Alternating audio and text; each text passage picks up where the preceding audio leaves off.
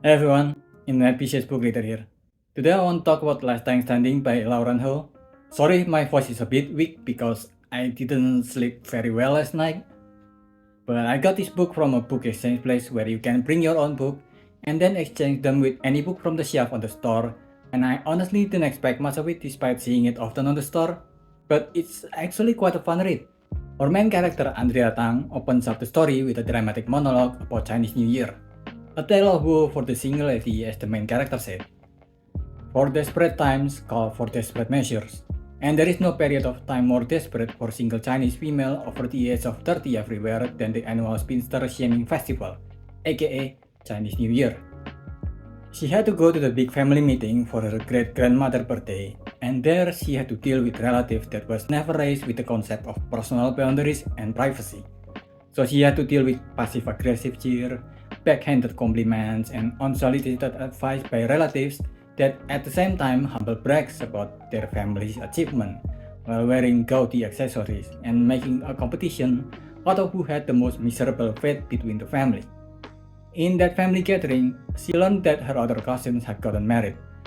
So we got the title drop at page 19, that she was the last of the Tang family to get married, the last Tang standing.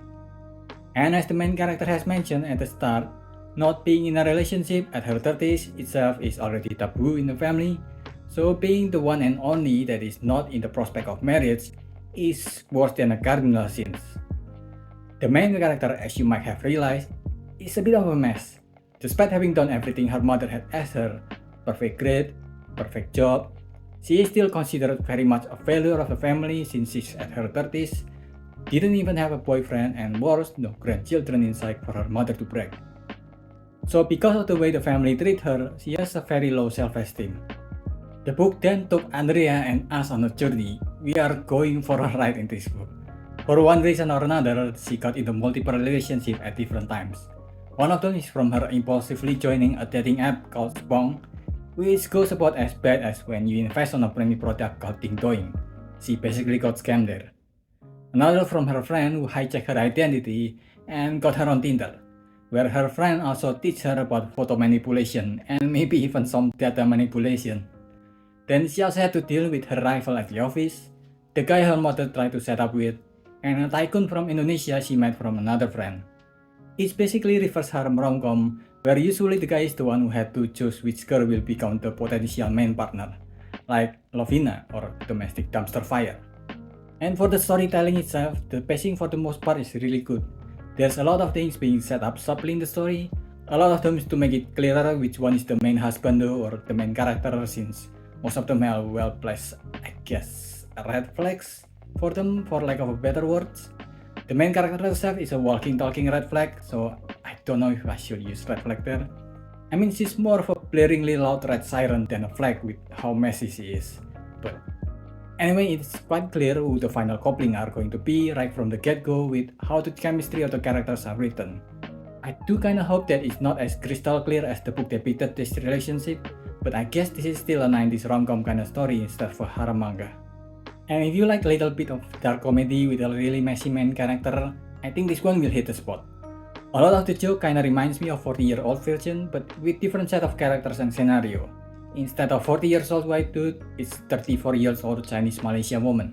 Instead of about losing your virginity, it's about relationship and getting married. Different jokes, similar vibe. Some joke works only once you get to know the main character better. Otherwise, it's kinda hard to imagine someone not knowing about Candy Crush and Angry Bird late in her life.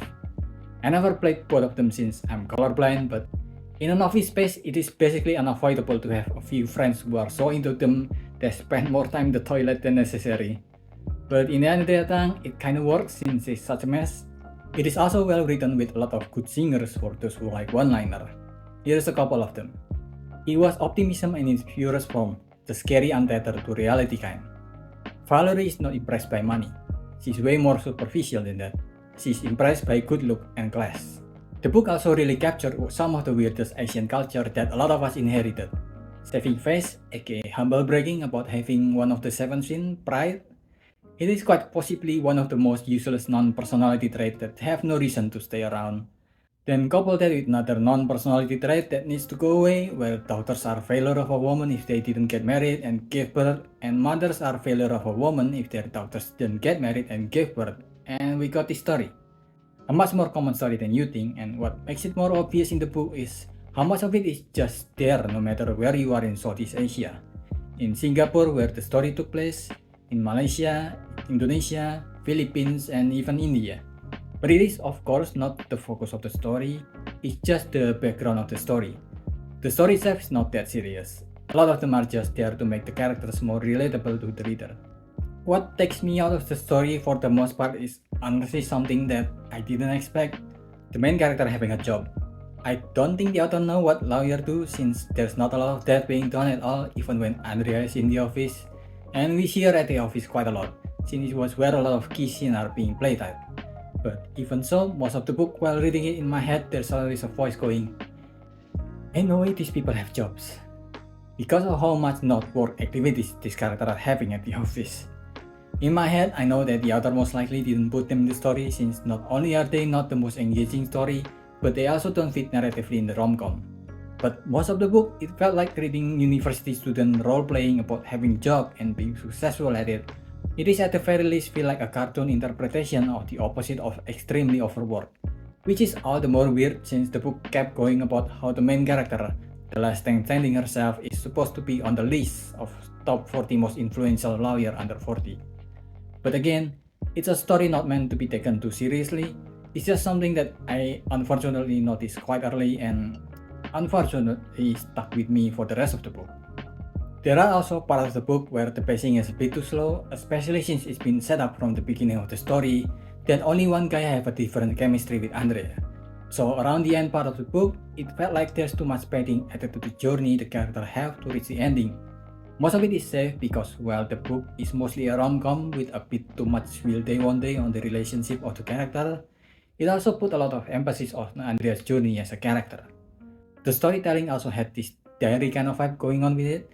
It's mostly just to put self-deprecating jokes or jokes where we can go haha and point at the main character. But they also work well enough as part of storytelling on her struggle to find herself. The ending I think is really forced with one character suddenly going, "Aha, I'm actually an evil person," and then rush itself to conclusion.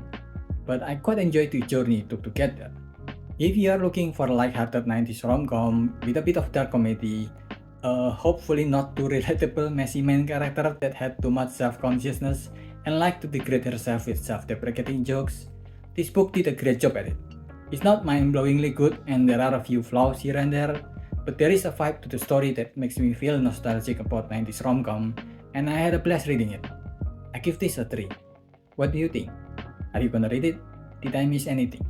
Leave your thoughts in the comment below and subscribe to the channel. That's about it.